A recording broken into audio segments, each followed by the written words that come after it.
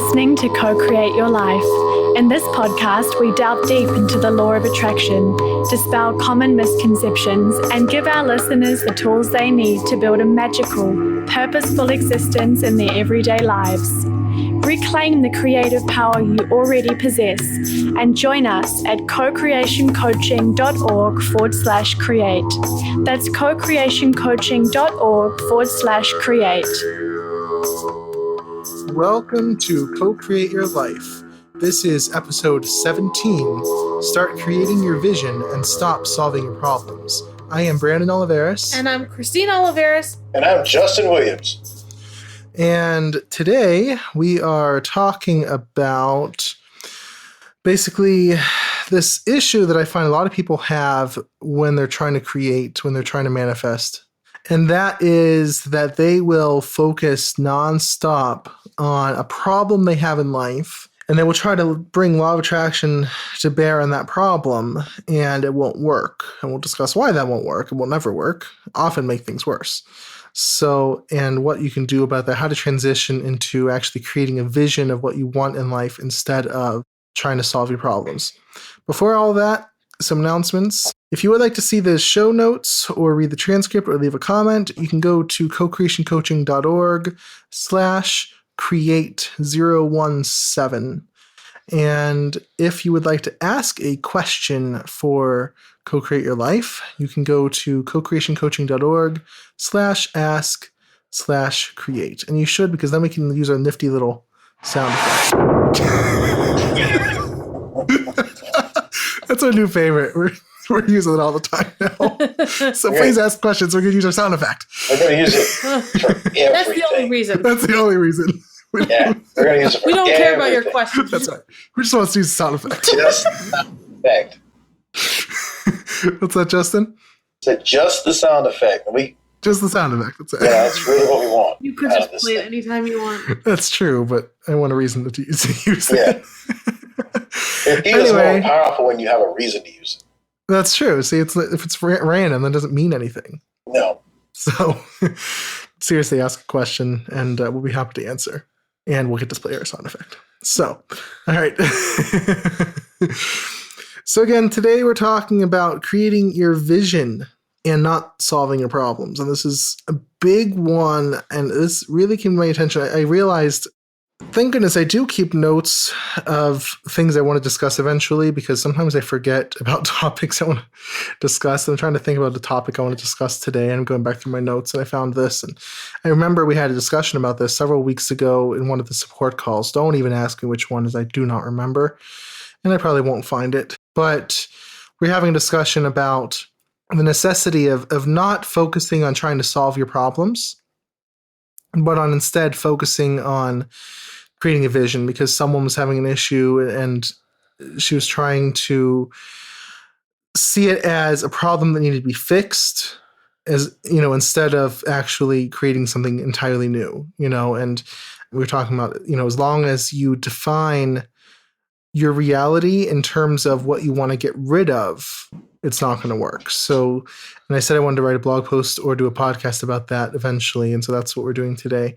But it's a really important topic because a lot of people do exactly this. You know, most people I find who come to the law of attraction, why are they coming to it? Most people don't come to it out of like greed or something. Most people come to it because they want to fix something. They want a better life. They want to, you know, be able to pay the bills, which is obviously a good thing. They want to, you know, not be lonely anymore, whatever it might be. They want to fix something in their lives because they're not happy with it.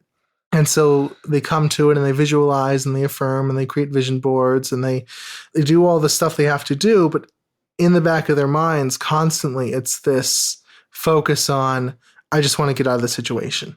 Okay. And then that's one of the biggest reasons why so many people are in this really vicious cycle where it won't work for them. Most people who, you know, you hear of this, most people who come to the law of attraction initially are not really having a lot of success because of exactly this, because they're focusing on the problems they want to try to solve. And, they're trying to fix their lives instead of trying to create something. And it just doesn't work, So that's one of the biggest things I notice. And the thing about it is that it's a difficult transition because most people think about their lives in terms of problems to be fixed. How many people actually see their lives in terms of what we've discussed before, a canvas to be painted upon, in terms of something to be created from scratch? Most people are just trying to solve one problem after another. And that's sort of a little depressing, a little morbid, but it's true though, isn't it? Yeah, that's why I came to it. I was in desperate straits. Right. And I didn't have a way out, really. So right. I came to it to figure out how to, I don't even know what, I came to it to get out of the job I was in, but I also came to it because basically I didn't have any other option. I mean, I'm just kind of like, well, I don't even know. I don't even remember how I was suddenly reading a Wayne Dyer book and he was doing his thing. And I remember thinking, wait a minute, I can do this. All you got to do is what he was. And I came at it to fix things too, which isn't a good reason. But I used faith because that's what Wayne Dyer was doing. So I actually cheated in a way because I figured, because I didn't try as much of the vision stuff because it just didn't seem like, I used vision stuff, but I used God. So I used faith, and that worked. But most people don't do that. Most people try to do it themselves. Yeah. And I had enough energetic power to just blow through obstacles. Most people don't. Sure. But no, you don't really, you want to come to it to create. You don't want to come to it to fix problems. That usually doesn't work. Right. Yeah. And I was kind of the same in a way that I feel like I was a little bit of an exception because I came to it, I've discussed this a little bit before, before I came to the law of attraction, I had a long time spent in non-duality. I started studying non-duality when I was like 13. Non-duality is, if you ever hear of Advaita Vedanta, like that school of Hinduism, just basically the idea that you have to merge with the all and that kind of thing. We kind of debunked all that in the last podcast, plus the post about black magic and all that kind of stuff. And whenever it was, we discussed the left-hand path and the right-hand path. But I came to it because I had been studying neuro-linguistic programming, NLP, and I had seen that as I made changes in my own subconscious mind, that those changes were reflected on the outside. I remember doing a kind of an experiment with Christine. You remember this, Christine? Which one? Which experiment? You did a lot of experiments with her. The metaphor. Yes. The metaphor. Oh, that was awesome. We did this thing where we changed. There's a technique in the master practitioner level of NLP where you change your life metaphor. You change how you see life on a subconscious level. And I did that with Christine because I needed a guinea pig. The joys of being married. But immediately she started having all these different changes in life, which was astonishing to me. Like, and I won't go into detail about it, but it doesn't matter. But she started having all these changes happening that just wouldn't have happened otherwise. Yeah. We both knew it wouldn't have happened otherwise. I don't mind. No, it's fine. It's not really relevant. If you want to, you can. But that's when I really saw for the first time, oh, wait. When I change something on the inside, the outside changes. And kind of reminds me of, you find a new tool, you discover a new tool or something, and you don't really know how to use it. You have one success with it, but then you don't really know how to use it, And that's how I was with law of attraction. I knew it was a tool that worked, but I didn't know how to work it. Yeah. So that's when I started reading and taking courses and things like that, but it took me some time to figure it out, obviously. But, I knew that it worked, at least, because I had it work accidentally. So that was how I got into it. And then I had the incident just, it was like 2 or 3 months later in September Oh of that gosh. year that we had. That was horrible. Oh, yeah. That was when, we had the dire financial situation. But kind of like you, Justin, I knew I had to have faith. I knew I couldn't panic. And so we got through it really, really well. So even though I still wasn't entirely sure how exactly the law of attraction worked, I knew the basics. I knew that you couldn't panic. I knew that you had to have faith and trust. And through that, I got through it pretty well, pretty unscathed. I know I was always wondering, how come I'm explaining this to him and he just like going, well, I don't know, man. And he would go back into Taoism. He's like, hey, he's going into Taoism. What is he doing? Okay, whatever. Right. I'll learn some Taoism from him. I don't care. Yeah. And you know what? I learned some stuff. It was 2014. Sure. I actually was learning stuff from him. I'm like, you know what? I'm going to use this on my family next time. And it's like, they asked, go to a family reunion. No. It's like, just like Brandon on the tongue. It was pretty funny. Right. Yeah. So, I did have to solve a problem pretty quickly, but it wasn't why I came to it initially. It just sort of kicked everything in motion because I really had to apply it then. But thank goodness I realized how to do it, relatively at least somewhat, and enough for it to work. So, that was how I got my start. But yeah, a lot of people come into it and they do try to solve problems. They try to get more money and they try to, like I said, have a relationship and whatnot. And they try to solve whatever issues they're having in life. And they just, from what I've seen on different forums, on our own comments, on, Reddit, most people fail at it because of that, because it's just, they're trying to solve problems. So why is that? And, a lot of this, you have to have the experience in order to really make it work. So I can tell you why that is, but you have to really explore it for yourself. But essentially, when you're trying to create something, when you're focused on solving a problem, you're focusing on reality in terms of that problem.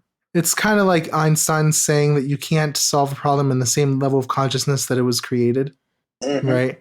So, it's like when you're trying to solve a problem, if I'm saying I'm poor and I want to stop being poor, well, what's going on in my consciousness as I'm focusing on poor? I'm focused on being poor and I'm focusing on trying to get away from that, right? And as long as I'm defining my reality in terms of poverty and my place in that state, then I'm going to perpetuate that condition, right? So that just carries it on. And it's hard to get out of that though, because, it takes a lot of trust, just like I said, when I had that situation that September of 2015, it took a ton. I really don't know how I did it. So new to the law of attraction, a ton of trust to not panic and to not try to focus endlessly on, I need to solve this problem. I need to solve this problem. I need to solve this problem, because it was such a perilous, I guess, situation from my perspective, from our perspective. I remember trying to tell Christine like what the situation was and being like, please don't panic.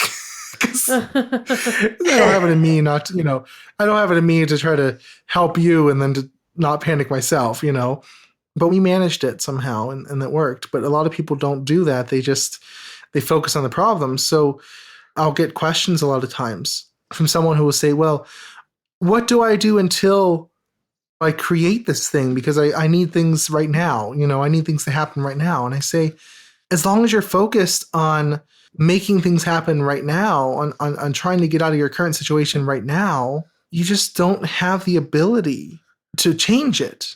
It takes a paradigm shift. It's really difficult. I don't know if you've gone through this, Justin, this sort of paradigm shift of stop focusing on the problem and start focusing on not the solution, and we'll talk about it later, but on the vision, because it takes this huge paradigm shift, and there's really no easy way to do it, because as long as you're focusing on the problem and as long as you're trying to solve it, you're just going to get the problem, you're going to get the problem, you're going to get the problem, right? So it takes a lot to get there. And that's why I say the law of attraction takes a lot of development, of spiritual development, because you can't just come to it and input, well, these are my problems. I'm going to visualize what I want and ta-da, it's all done. It's all being given to me on a silver platter. That's not how it works. That's how a lot of people want it to work, but it's not how it works. So today, what I want to discuss is how to make that transition, because that's probably one of the hardest things to do. Once you do make the transition, it's so much easier and you're really set from there. You're good. Once you make that transition, it's a lot easier to manifest. But getting through that transition is really hard. It is. Right? It's extremely hard. So you how almost exactly have to do you just do that? sort of let it go and then recatch it at the vision part. Exactly. You can't really... Right. It's like you almost have to just bridge the gap, but sort of just do it, kind of hop over the gap. I don't know. Yeah, exactly. Right. Yeah. It's hard. It's hard. So the first thing I want to discuss is what's the difference between a solution to a problem and a vision? Because I specified before, I don't want to say stop focusing on the problem and start focusing on the solution. That seems the natural thing to say, but that's not what I want to say. I want to say stop focusing on the problem and start focusing on the vision. Yeah. The solutions will fall in place. Right. As you go. Well, the solutions are almost deemed unnecessary, right? Because when you really look at it from a higher perspective, there was never really a problem. Yeah. That's interesting. Right. So that's an interesting way to look at it. Yeah. We think there was because we're in a lower level of consciousness. Yeah. But when you raise that to a higher level, when you can see it from a higher perspective, there was never a problem, and I see that in my own life. I mean, if it's like, if I had known that, the answer was there all the time, I wouldn't have worried so much about it. And that's what I try to tell myself when I have, because even still, sometimes I will worry about certain things, not nearly as much as before, but still sometimes.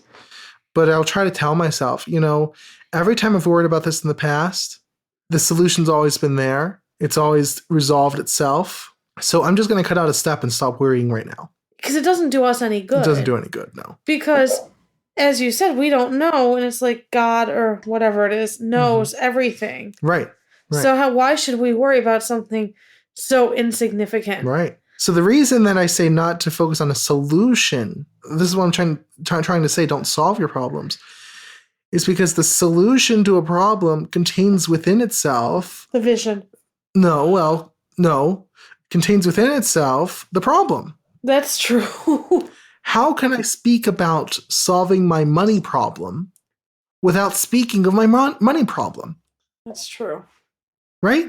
There's no way. You can't speak of solving my money problem without referring, somehow energetically speaking, to the money problem. The vision is what the solution is contained in the vision. Right. Because it works itself out. Well, it's sort of, it reminds me of when I read back in, I believe, November, I referred to Robert Fritz's work on structural tension. Yeah. Remember that, Justin? Mm-hmm. Yes, I do. And he talks about two different structures. There's an oscillating structure that takes you from, it's like the pendulum effect, from one end to the other, to the other, to the other, to the other. And then there's the resolving structure, I think that's how he said it, which takes you in one direction. So the oscillating structure says, I have a problem, I need to solve that problem. And it's like he compares it to, imagine you're in the middle of a room. Do you remember this analogy? Yeah, I think I remember it vaguely, but I know I remember the structural tension. Okay. I don't know if you told me about this. So he compares it to, imagine this oscillating structure. Imagine you're in the middle of a room, a large room, and you have two massive rubber bands. Oh. Okay. One is tying you to the wall in front of you. Well, maybe not. And one is tying you to the wall behind you. Yeah, I remember this. Ugh. Now, imagine on the wall behind you, you have my problem. Okay, my money problem. Mm-hmm. And on the wall in front of you, you have solution to my money problem. Or it could be on the wall behind you, you have smoking, and on the wall in front of you, you have quit smoking. Whatever it is, it's two ends of any situation, the problem and the perceived solution. Well, so let's say you're trying to solve your money problem. So imagine again these two rubber bands. As you walk forward towards the solution, what happens to the solution rubber band, the one that's tying you to the front? It shrinks, but your money problem gets tighter. Exactly. Yeah, you're jumping ahead of me.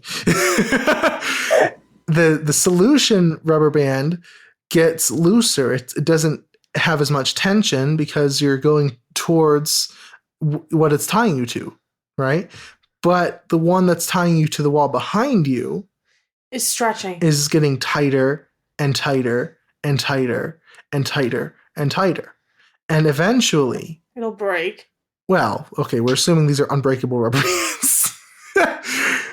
Eventually, you won't be able to stand that tension and you'll go the other direction. So even if you touch that solution, the wall that's the solution, you can only stay there for so long because eventually it's like, oh, there's this tension pulling me back.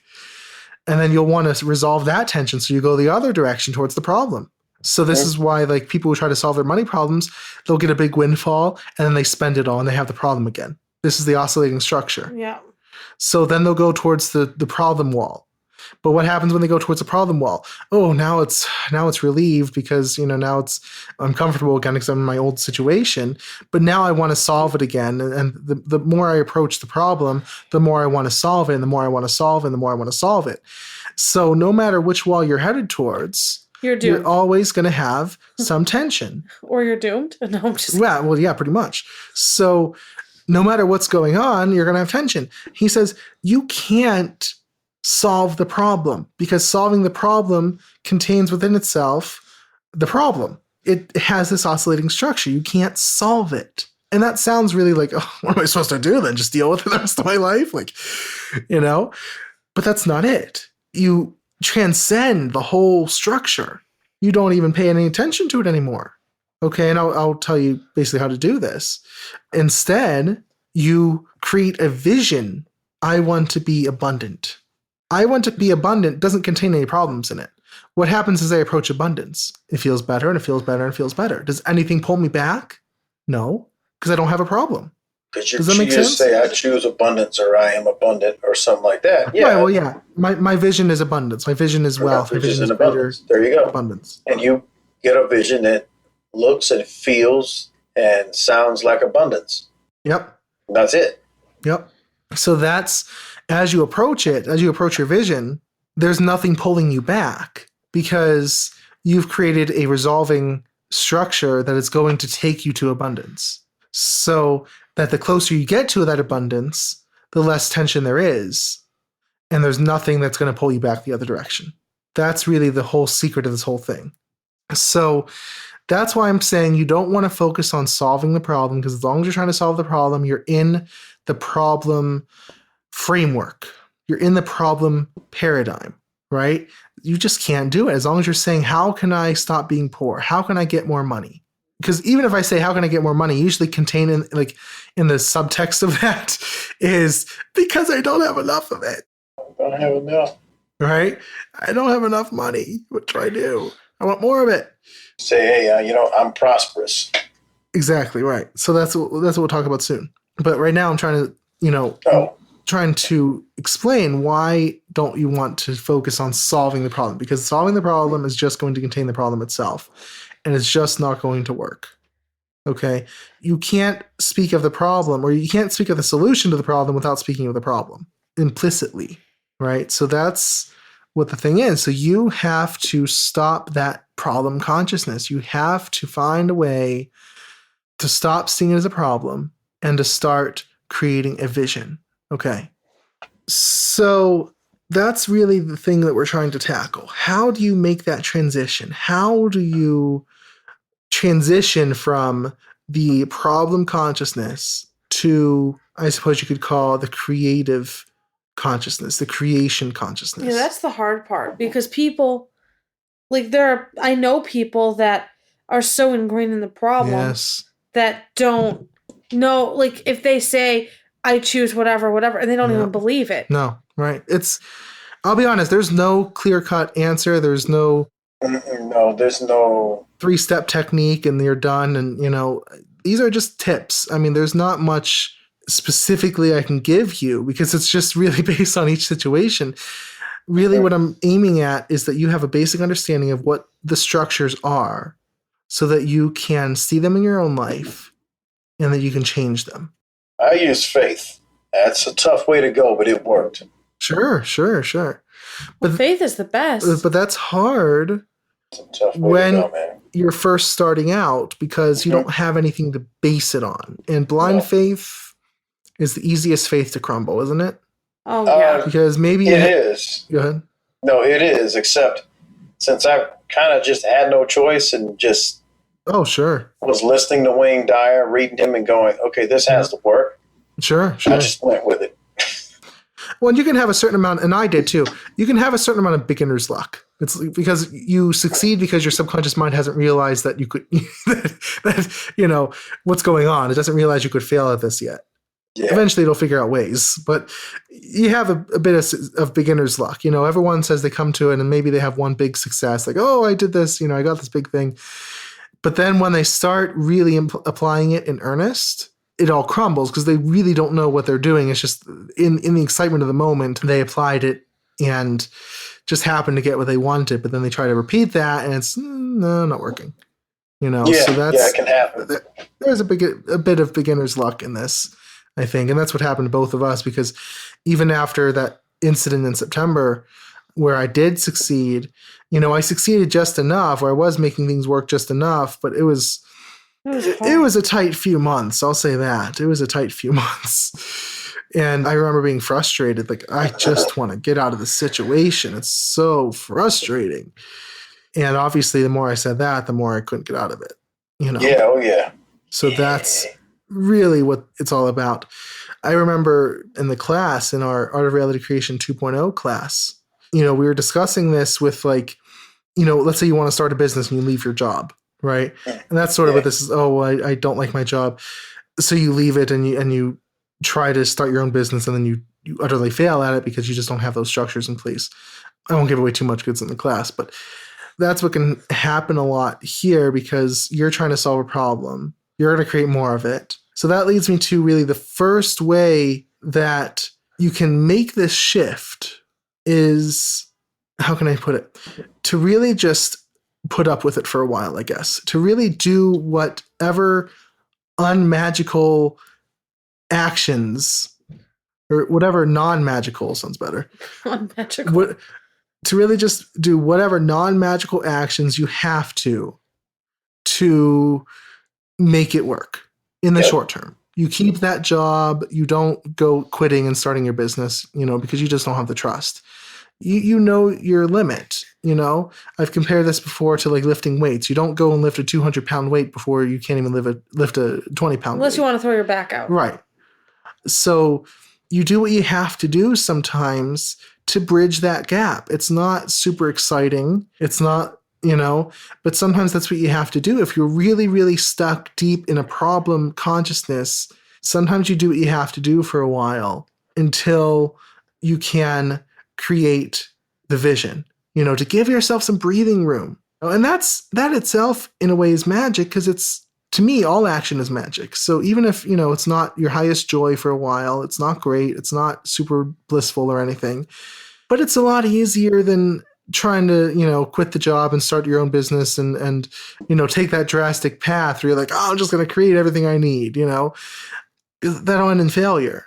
So maybe it's not your highest joy for a while. And trust me, I don't like saying that because I've always been about like taking my own path and all that. But if you're really, really stuck and you're really not able to make that transition, sometimes it's just helpful to... You have to bide time. Yeah, you just have to give yourself some breathing space, some breathing room. That's okay. Absolutely. Sometimes it's just helpful to do what you have to do in order to give yourself some space to then start creating what it is you want. A lot of people, like if it's a business, for instance, a lot of people will have a job and start the business on the side until that's big enough, and then they'll quit. That's okay. There's no failure in that. No one says you have to do the big, bold, leap of faith thing. You went backwards. You don't have to do that. Right. Quit the job and do the business. Yeah, I know. I went backwards. Now I'm getting a job. Well, hopefully.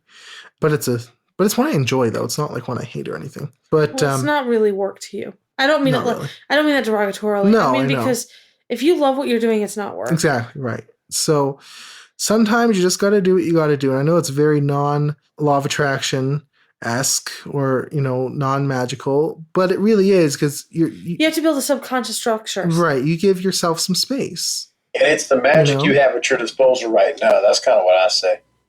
It's the magic I'm sorry, what's that? I like to say it's the magic I have at my disposal right now. So that's kind of what I use, and then I keep moving. Right, exactly. Right, so, it's just, you sometimes just have to do it.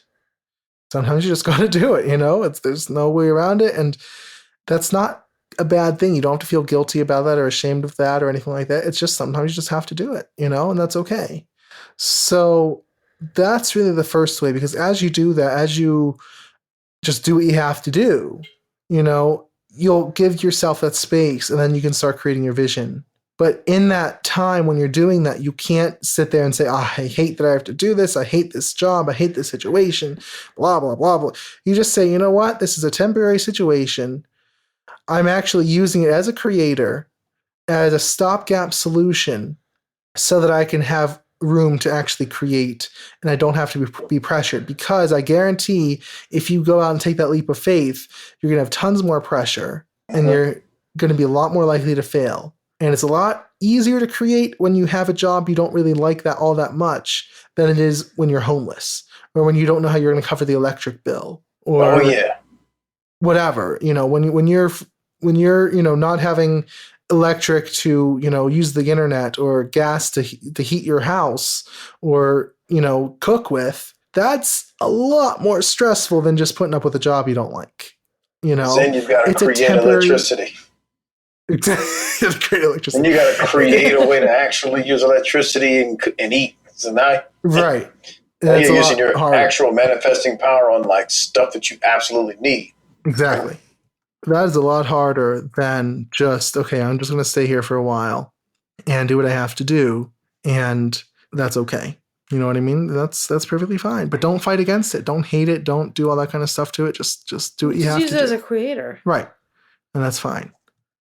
So I think it's about time for our break. When we get back, we will continue our discussion about how you can transition to creating your vision instead of solving your problem. So you are listening to Co-Create Your Life, and we will return in just a moment.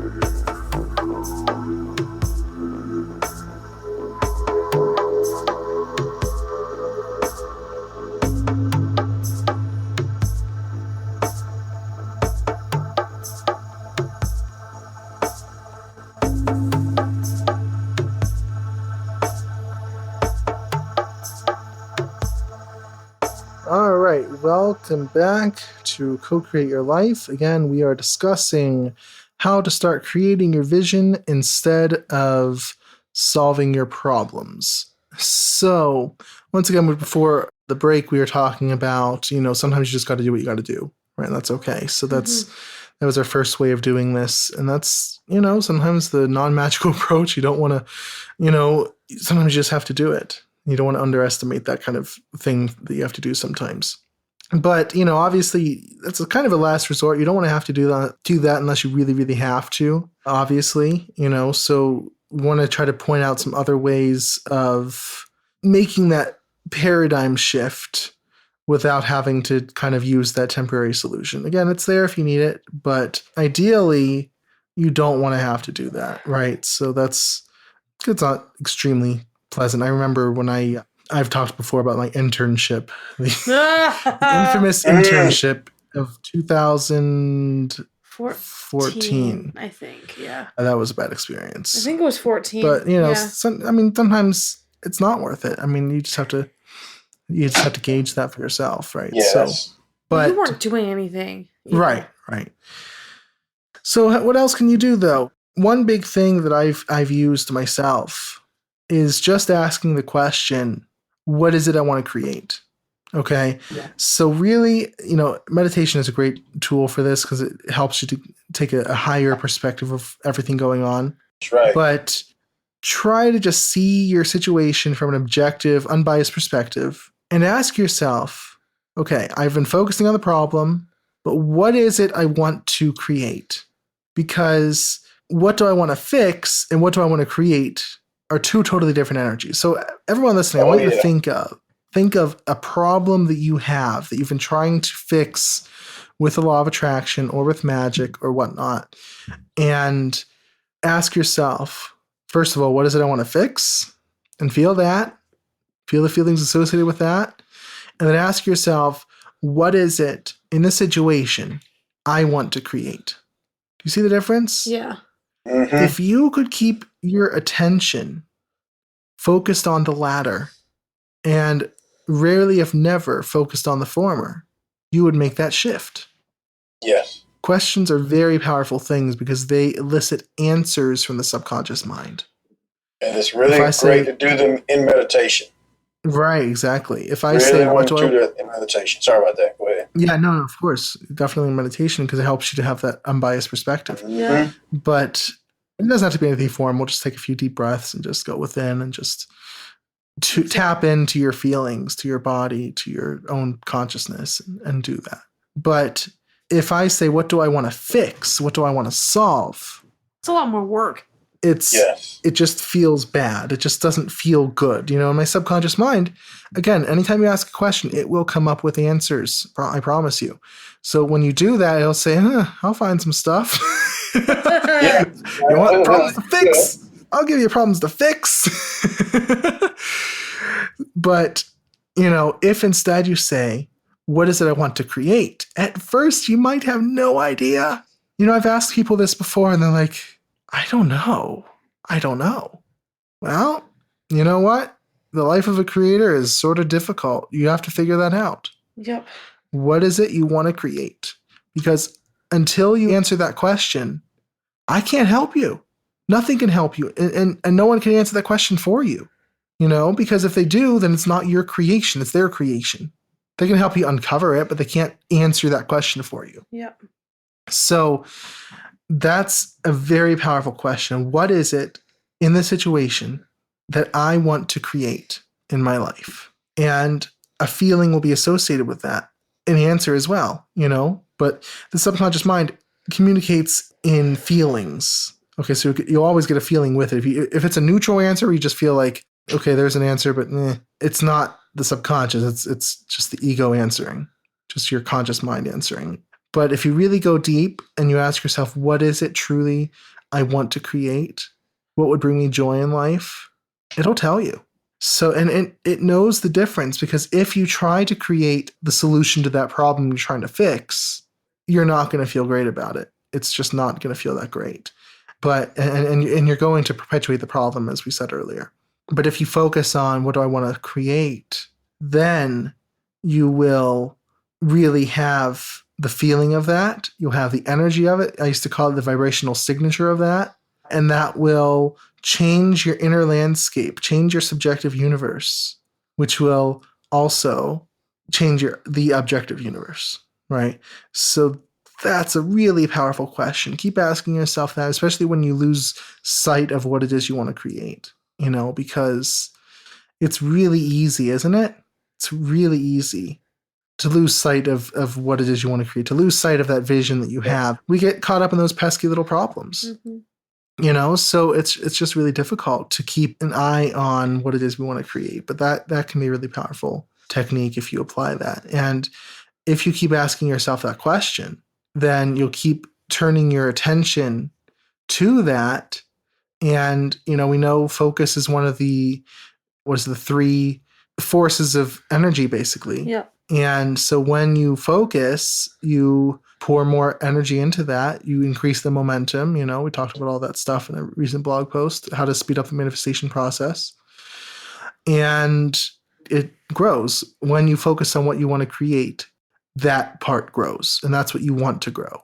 So that's very, very powerful. Answers will come out of, like, it'll just come up, and it'll be like an aha moment. Right. That's what I want. Right, exactly. So it's very powerful, and it has to come out.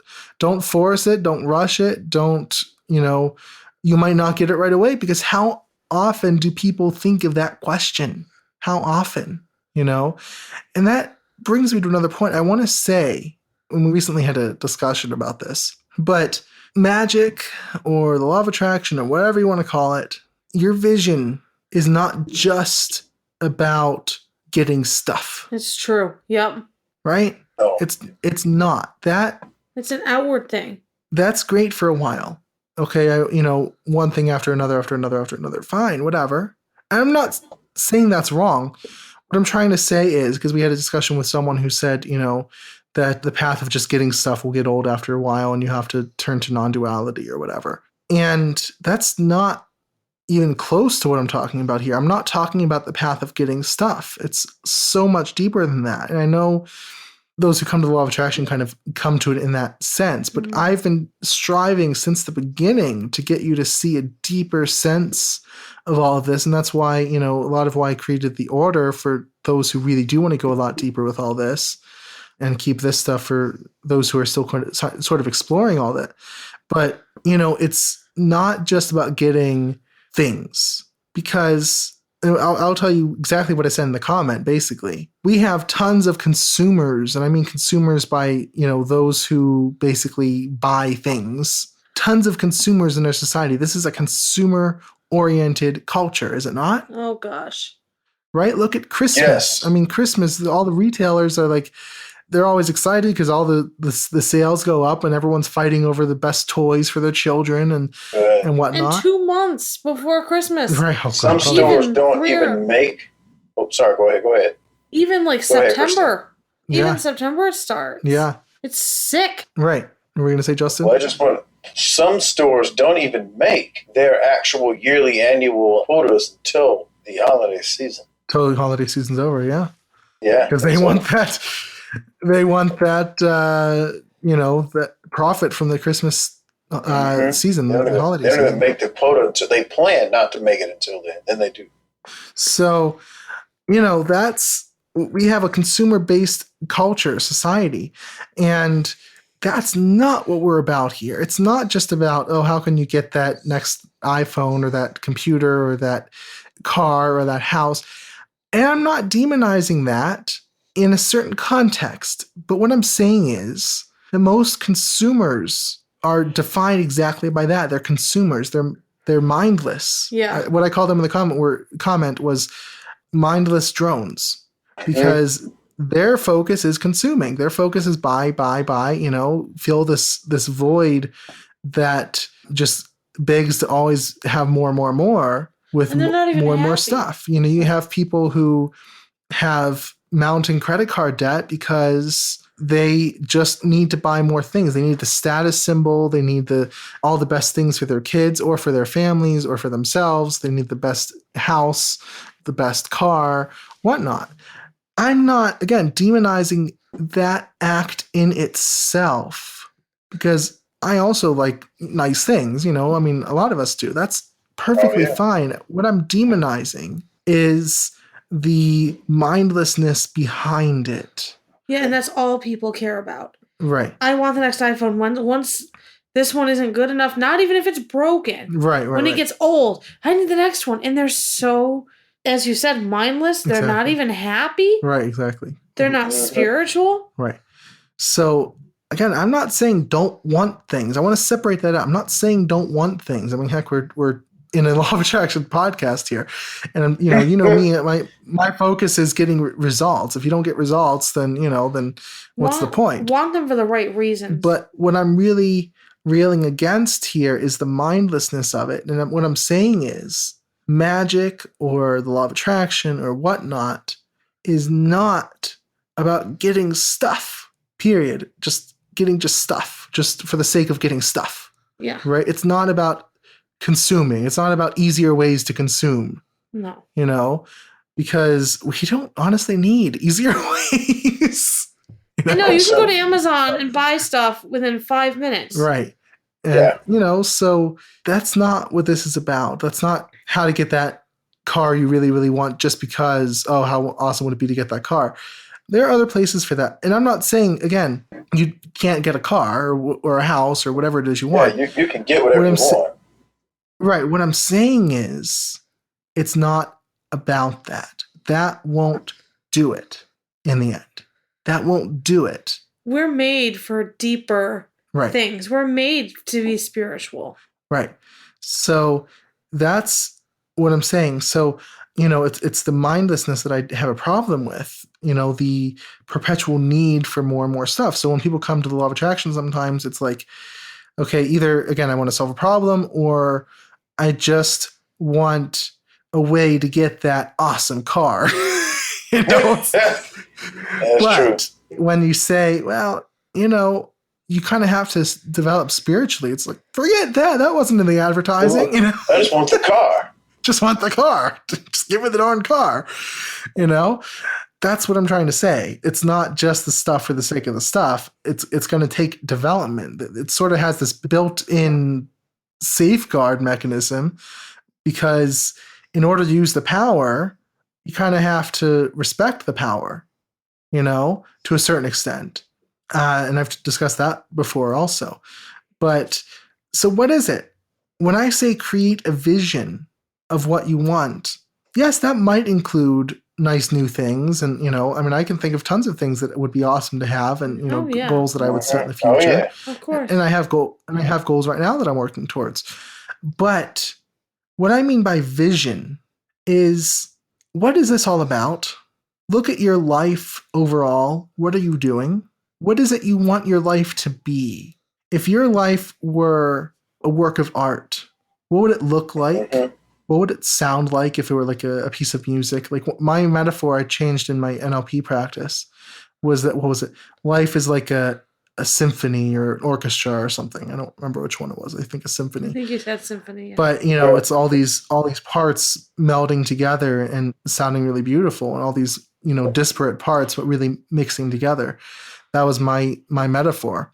If your life were a symphony, would it just be chaotic and random and have no higher purpose? Or would there be something to it? What would it sound like? Or if it were a painting or, work of art, what would it look like? Tapestry, yeah, that's perfect. Build your tapestry. Right. What would it look like? That's your vision, okay? Why are you here? I'm not saying like a universal thing. This is your choice. Why are you here right now? What are you hoping to get out of life? Left-hand path thing is not, I'm going to serve the universe, but I'm going to make basically life serve me.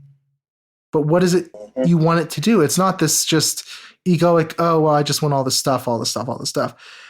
That may satisfy you for a while. That's great. But when I say vision, I mean, what is it really you want to get out of all of this? Okay. What is it you want to be? What is it you want to become? Right. So that's the big question. That's the big question behind all this. What is it you really want to become? That's the vision. And, I'm not saying you have to have this big vision behind every little goal, but what I'm saying is focus on the bigger context of it. Okay. If you want to start a business, what's really the vision behind it? If you want to get a new job, what is it you're hoping to get out of it? What's the vision of it? How does it fit into your larger context of life? If you're wanting to get a new house or a new car or whatever, again, I'm not demonizing the wanting of that. Desire is great, but have a knowledge and understanding of what's behind all of it, of what really that's bringing you, and how that fits into your greater vision of things, right? So that's what I'm saying with vision, is create a vision of what you want. Don't try to just do this whack-a-mole game with solving these little problems that pop up here and there. People can do that for decades. I love that game. I've never played it. I wish I did. That's a great game. You're going to teach me one day. Yes. It's very kind of visual, but I don't know. You could do it, huh? I think my mother helped me. I don't remember. I could help you probably. Yes. But focus on the vision. Focus on the vision of what it is you want.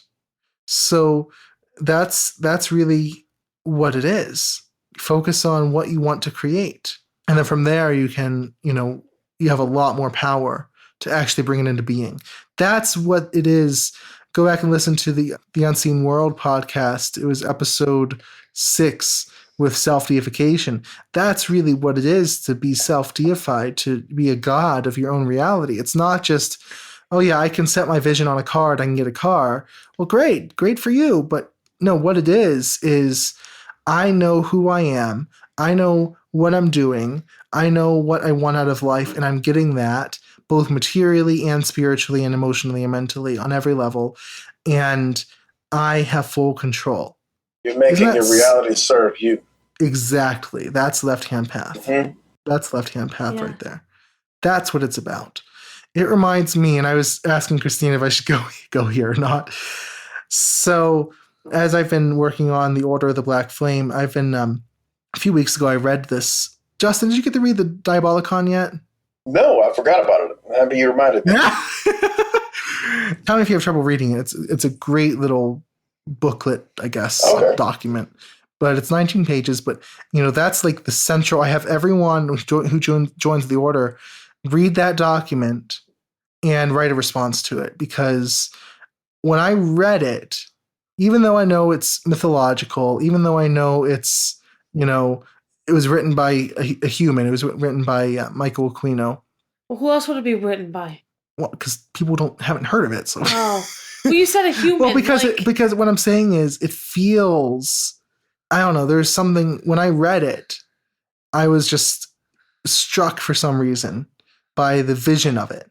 Okay, so I've really been exploring like the symbolism, the mythology of, like, I've talked about, like, left-hand path as satanic force, and the Diabolicon talks about Satan or Lucifer or whatnot rebelling against the order of the universe, right? And I was thinking about, because in law of attraction we say if you rebel, if you fight against something, it brings about more of it. So I'm like, well, he's smarter than that. It's not his method, right?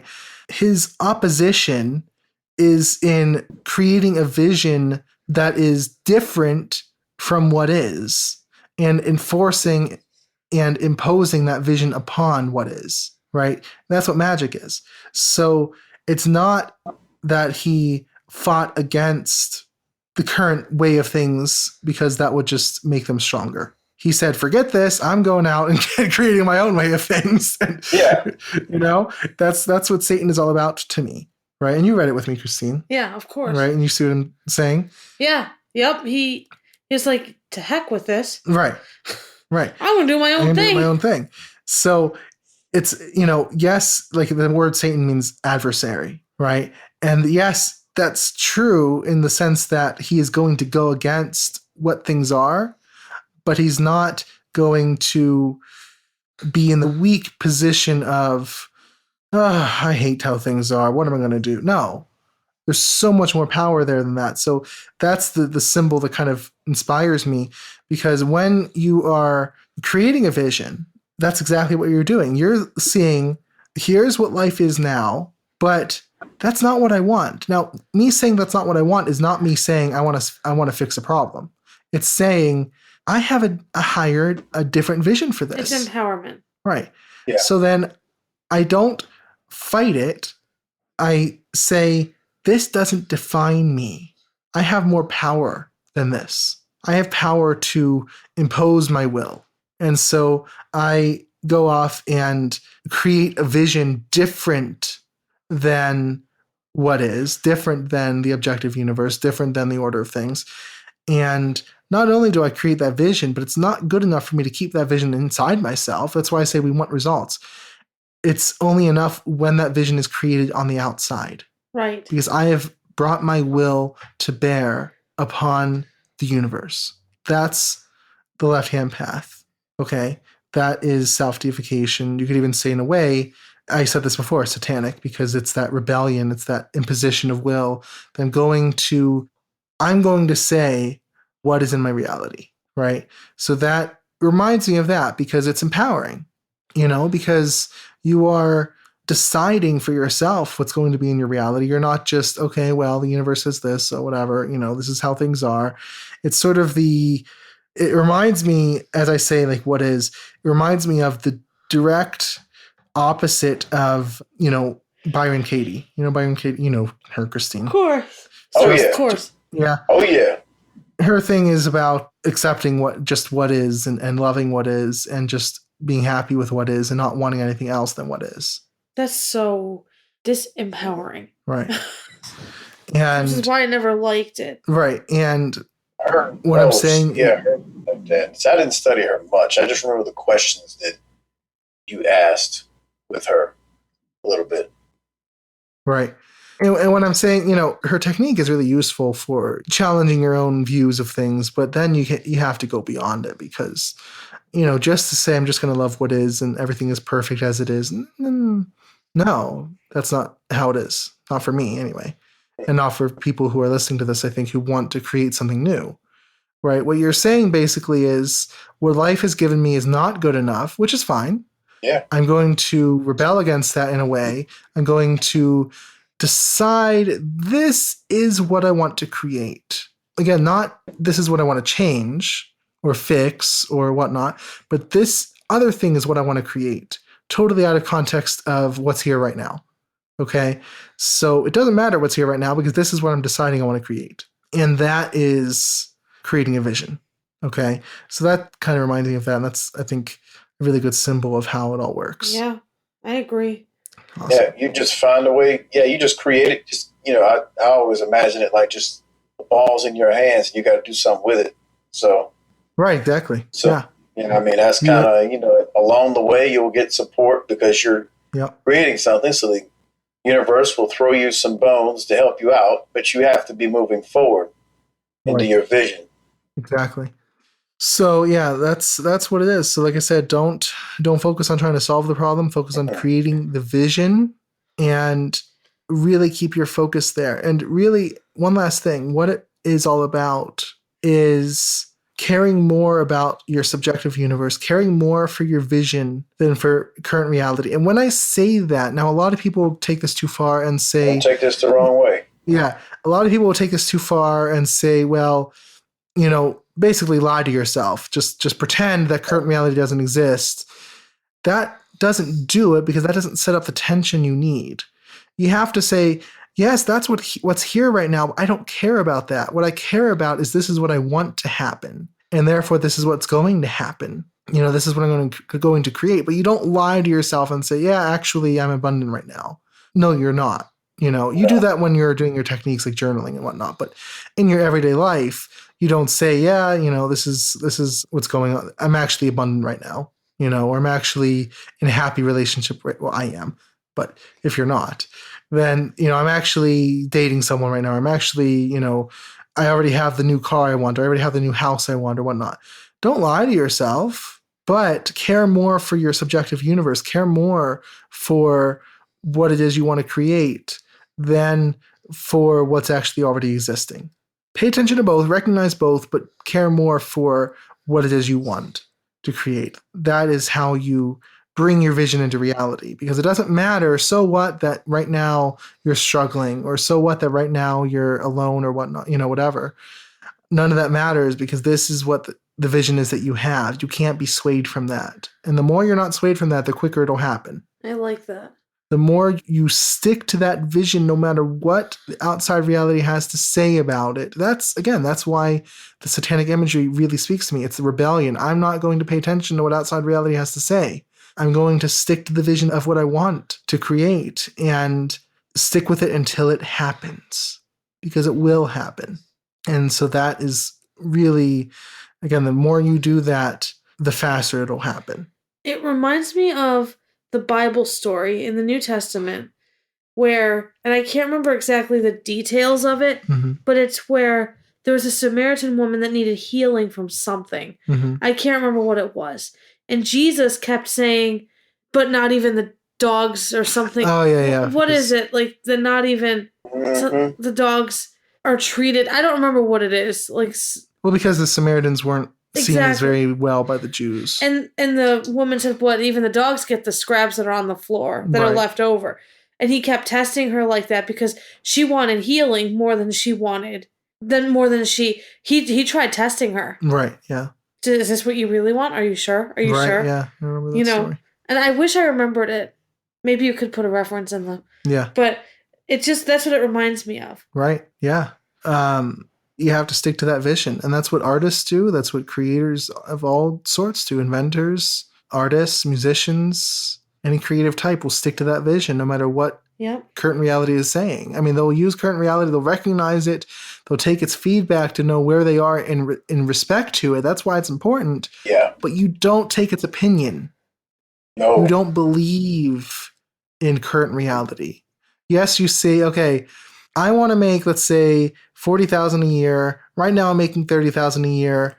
Okay, so that's my feedback. This is how far I'm away from it. Okay, then you keep sticking to that vision. Oh, now look, I'm making $35,000. Ooh, I'm closer. But you don't say, oh, that's the final word. That's what current reality says. That's what has to happen. You use it as feedback. You use it to know if you're moving towards or away from your goal.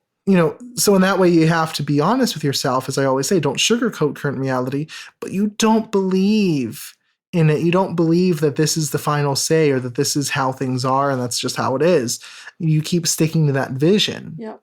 Right? Because you're the God of your universe. That's what it is. We talked about self-deification last week. You're the God of your universe. You get to say about what that is. So that's sticking to your vision.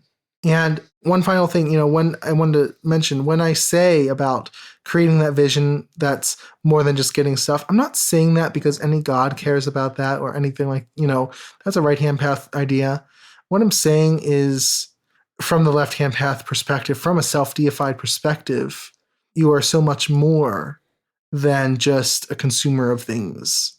The things are great way of enjoying life. But then you also are so much more than that. And that's what your spirituality is. Right. That's why you kind of see magic as law of attraction plus spirituality in a way. Because the law of attraction is so lacking spirituality. So true. But it's so vital to the whole thing. Mm-hmm. So that was a good discussion. I enjoyed it. Hope everyone else did. Oh, yeah. Awesome. That was good.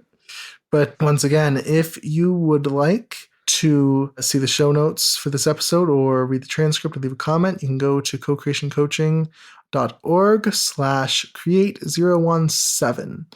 And if you want to see us on iTunes, you can rate, review, or subscribe to our podcast.